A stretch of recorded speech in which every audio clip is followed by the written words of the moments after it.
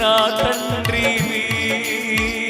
నీకు బహుదూరమైన నన్ను చేరదీసిన నా తండ్రివి, నిత్య సుఖ శాంతి నాకు నీదు కౌగిలిలో, నిత్య సుఖ శాంతి నాకు నీదు కౌగిలిలో, శాశ్వతమైనది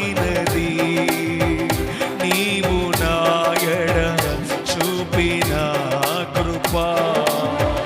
శాశ్వతమైనది నీవు నా ఎడ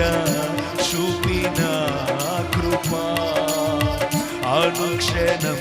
నను కను పాపవలే, అనుక్షణం నను కను పాపవలే కాచిన కృపా, కాచిన కృపా, కాచిన కృపా, కాచిన కృపా, యేసయ్యా యేసయ్యా యేసయ్యా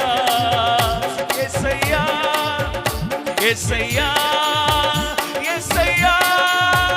యేసయ్యా యేసయ్యా యేసయ్యా యేసయ్యా యేసయ్యా యేసయ్యా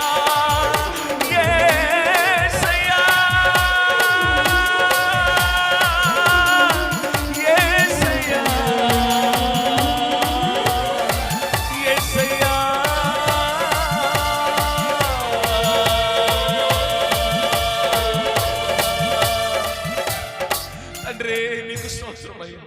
నిన్నే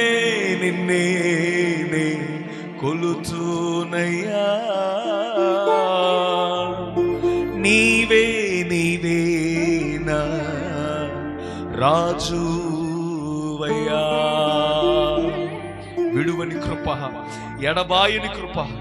తల్లి కన్నా తండ్రి కన్నా మిన్నగా ప్రేమించే ఆయన కృప, ప్రాముఖ్యంగా విడిచిపెట్టబడిన కుటుంబ సభ్యులు ఇరువురు పిల్లలకు ఆయనే తండ్రిగా ఉండి,